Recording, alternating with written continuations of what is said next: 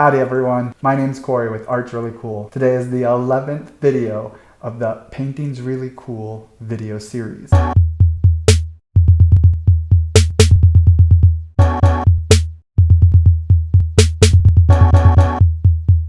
Today I am going to do a little different thing. Instead of having a painting inspired by a person, or like my last one was for my pet Pete, I'm going to do one based off of a memory that I hold near and dear. Back in 2007, I had just started working for the company I still work for today. My best friend and I at the time were planning to go on a vacation together. We were gonna maybe go to Portland or somewhere, you know, with a big city. And unfortunately, she came down with a sickness called pregnancy and couldn't go.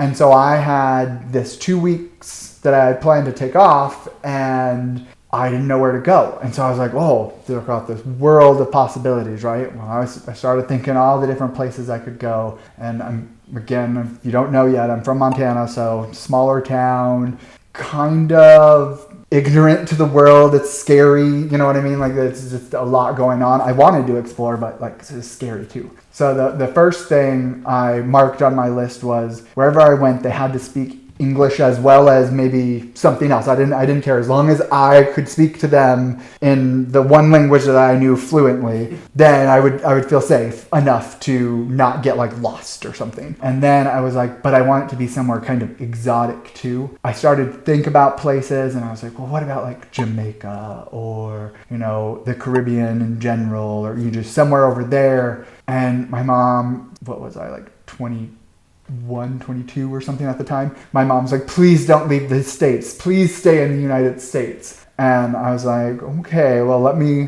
think of a place to go, right? And I came up with Hawaii, obviously. It's like the best of all the things that I was looking for. And so I started doing all sorts of research on it. And I started digging into watching all of these specials on the Discovery Channel and finding all the top 10 this and top 10 that, and the best places to eat, and the foods you have to try, and the things you have to drink, and like getting a list of everything, knowing what I had to do. And then my dad, like, this was just super cool, had a coworker friend person that would go to Hawaii like regularly, like 6+ times a year for work. So he had like an inn with this hotel that they were able to get me like a really good room for a really cheap rate. And so I was like, okay, so everything's coming together. I gotta go.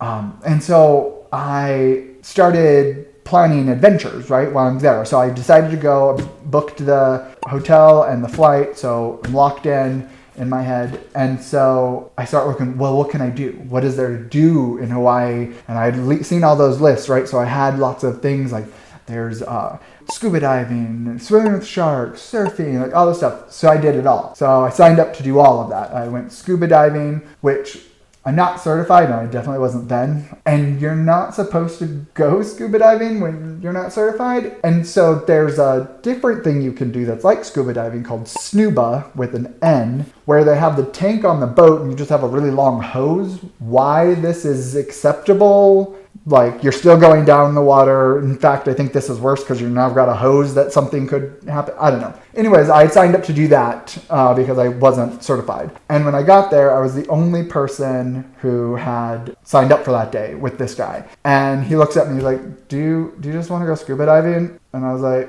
yeah, like, but I thought I couldn't. And he's like, it's fine. And so he gave me this crash course, like the least amount of effort that he could have possibly put into telling me how to scuba dive. He did that. And so I was like, all right, I have this full wetsuit. We go to Hanama Bay, and you should look it up if you haven't. And so anyways, we go in there, and you have to be weighted specifically when you scuba, so that you are like, your buoyancy is essentially zero. So you're neutral, like you don't sink and you don't float, but you have to have a certain amount of weights typically to help with that. Otherwise you'll float up. And so he put, again, about 3 minutes max, probably more like 30 seconds into weighting me, and was like, just let me know if you're floating up or dropping too much. And I'm like, but how? We're like under the water. And like, no direction, no like, hey, we're gonna go here, here, here. Just follow me into the water. And he's like, oh yeah, don't touch any of the coral or anything under there. He's like,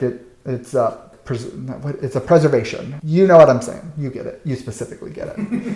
So I'm like, oh my God, now I'm all stressed out. Like, what if I touch things? I'm like, it's like a federal crime. Like I'm gonna, I don't know how to scuba. They're gonna get me for that. I don't know how to stay away from touching this stuff because I got like 30 seconds of trying to float. And so I'm just all like stressed out, but I'm like, all right, let's do this. Like, let's live our life. But we walked in and we go and he was in front. It was a little murky, not really bad. I could see, but not great. And there wasn't anything super exciting. Like I didn't see like any cool fishes or any cool fish or coral that was like really pretty or anything like that. Like nothing that I was like, oh wow. But it was really cool to be down there. And while I was going, I was floating up a lot. Like I was having a hard time staying down. And when you float up to sink down, you have to like exhale all your air and then you sink down. But if you don't have your breath regulated really well, when you breathe in, you'll float right back up. And so I was doing that constantly because I'd let all my air out to try and sink a little, and then I wouldn't breathe fast enough to make it so that I wouldn't just sink to the ground. So I'm bumping the coral left and right, praying that nobody sees me do this.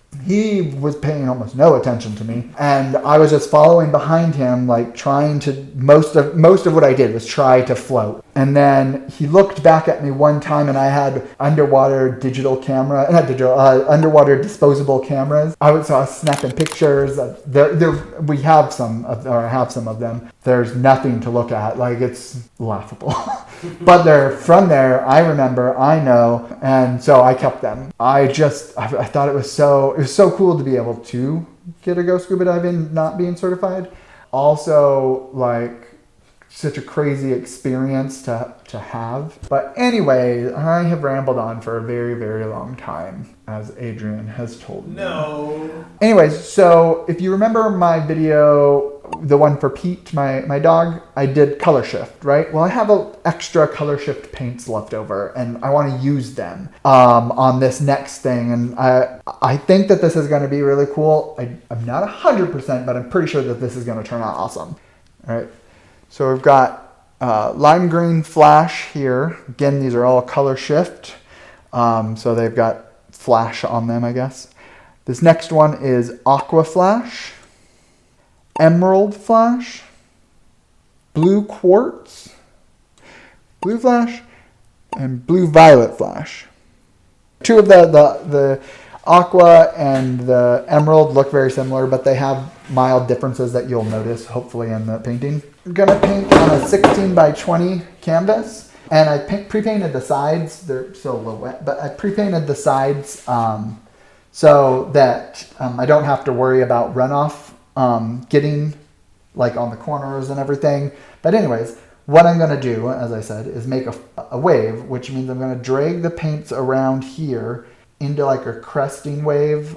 So like that part where, a surfer would surf under. I'll have that come around, and I'm going to do a Dutch pour method where I'm using the hairdryer to kind of mix and blow them out, and it'll look like my favorite word, essence of water, or like an ocean wave, except that it'll be really cool color shift paints. And then I'll have a black base, obviously, and then I'll have some white. I don't have it with the rest of my colors, but I'll have some white, like drawn in, like light lines of that, because that'll help to bring out some contrast and make it pop a little bit more. So hopefully this does what I want it to do. With the magic of editing, I'm going to be standing. All right, so here is our canvas, and let's get that base color on. Just gonna pour this on, make a little puddle, and then stretch it out. To be fair, I'm seeing a base puddle, but I'm only going to do it in this upper corner and a little bit not, because I'll be putting a whole bunch of paint in this section right here. I'll be putting lots of paint there. So I don't necessarily want to cover that with paint too. Give me just 1 second. Gotta clean this, otherwise I get stressed out.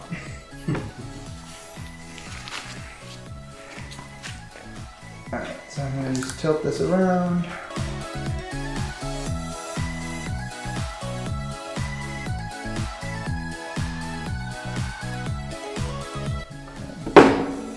use this really quick to stretch it a little further.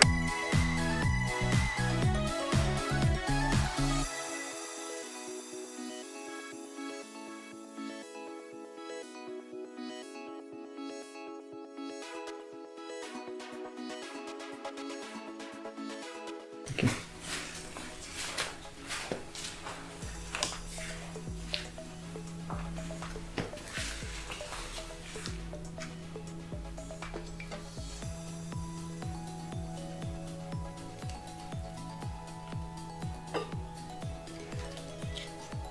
If you don't succeed the first time, try again.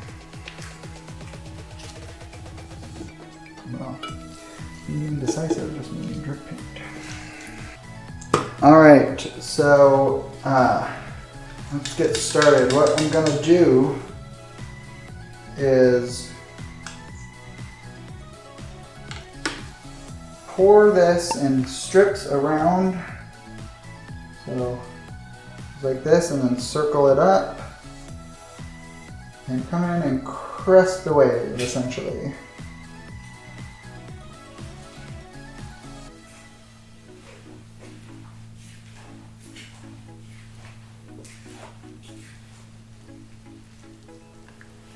I'm going to do that with each color. So when I was in Hawaii the first time, I decided that I was going to go surfing. I was going to give it a try and see what I made of it. See if I was any good, or like if I could do it at all. I wasn't much of an athletic person. So I didn't know how it would go. And I signed up for it, and the hotel I was staying in had a surf school attached to it. And so I signed up with them and went ahead and took lessons the one day that I was there. And sorry, I'm trying to make sure I get this right at the same time. And the guy was very nice, but like very surfery dude. And he was, teaching me the moves I need to do and like how to do it. And you start inside, first on the floor, and you learn how to swim and do all that stuff, or how to paddle, and then how to swim. Yeah, learn to surf after you learn to swim. And so then we went out to the beach, and I was in like a class kind of setting.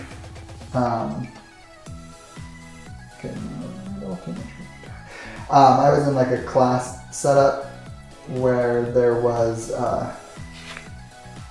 like 6, 7 plus of us, and I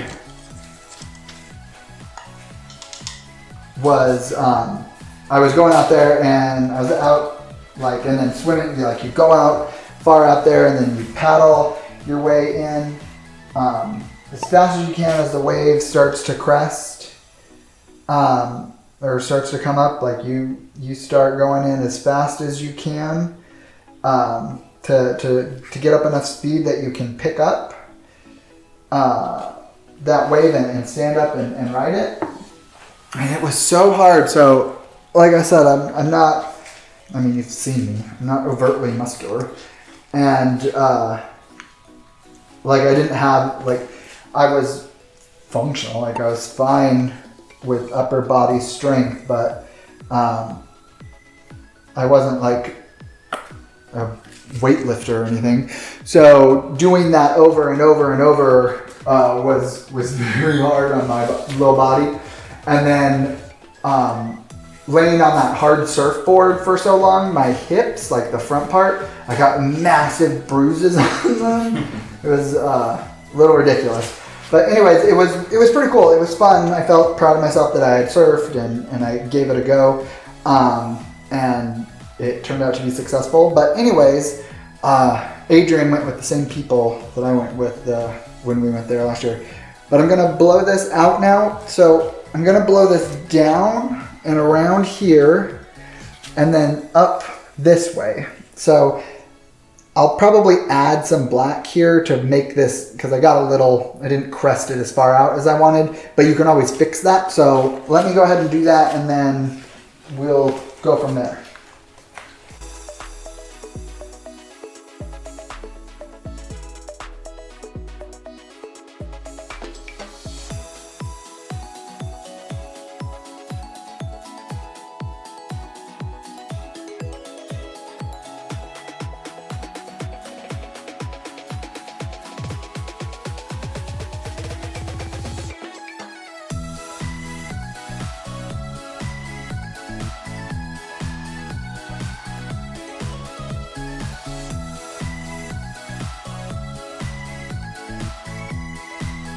Okay, so what I'm going to do, give me just 1 second.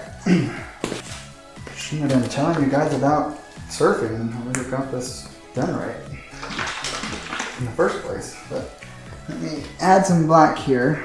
It looks gray, but it's black. To kind of blow this up a little bit.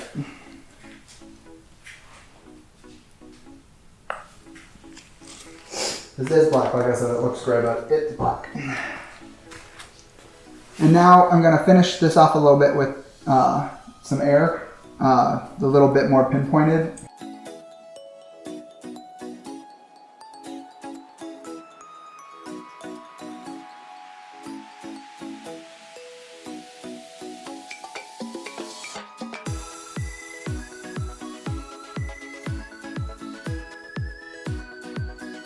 Right now I'm kind of blowing the wave, the black portion, blowing it down so that it stands out a little more. So I decided to add my original black anyways. It was showing through too much, and I figured let's make it look a little bit better, like color-wise, so we can see it. So now I'm just going to make this, become solid. You'll see in just a minute.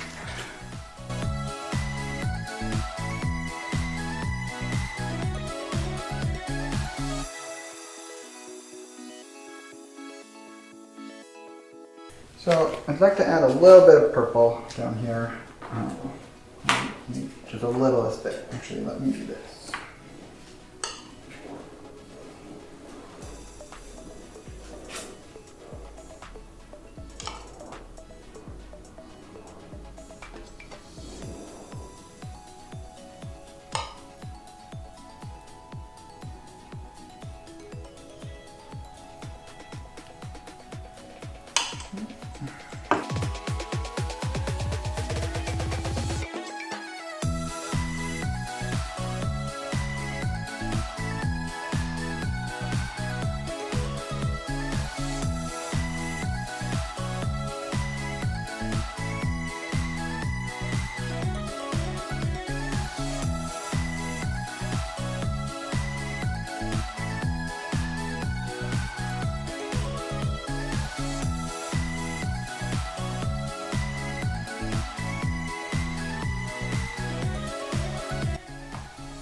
So I fiddled with it a whole bunch by now, because I'm assuming you're just gonna cut a lot of that out.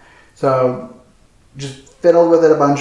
You know, it's never gonna be right if I don't let it be.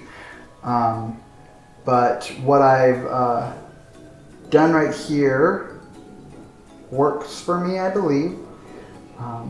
I've got a little bit of touch-up I want to do on the corners here, but otherwise I think it's good. This stuff that looks kind of grayish, again, will dry black, or should dry black. That is my black paint. The thing that you can see happening right here is because of that paint. It's a cellular reaction that they must be different brands, and I just didn't remember. I thought that they were literally the same batch, but anyway, so it created those cool little cells, but otherwise this is my color shift wave inspired by Hawaii. Alright, so here is the dried version of the Hawaiian color shift wave. Turned out pretty cool, I think. Let's go in and look a little closer. So we'll start up here at the crest. Obviously it's just black background, but the crest here, like how it's coming around and then coming in just like a real wave would, I personally think. I love this section right here, how it kind of got a little bit of cells going on. And I think that's because even though I swear it was black paint, that bluish looking paint right here was that black I poured back on top of this to fill this in. And because it's a different brand and I think it's actually a metallic, it created these little cells with the interaction between this. But I really do actually love this like blue stripe thing that's here. I think it's really pretty cool and adds a lot to it, even though it was an accident. But then we've got, I like this section missing green just because it stands out. Then we've got this corner, which is just like a flame of green, if you will, but really it's just the aggressiveness of what you could consider the wave. We just go down, you got like a little pink coming through here. Let's zoom in a little closer. And then we got, again, lots of green coming through all around. Then we come over here, we got another little spot where the green is missing and I kind of like it again. And we come over here and we've got just like everything, and it's mixed really like cohesively, or it's like mixed really well in my opinion. It looks like it's meant to be together and it creates this cool pattern, and I really kind of do like it. So overall, I am pretty happy with how this turned out. I hope you guys like it. Let us know. Bye.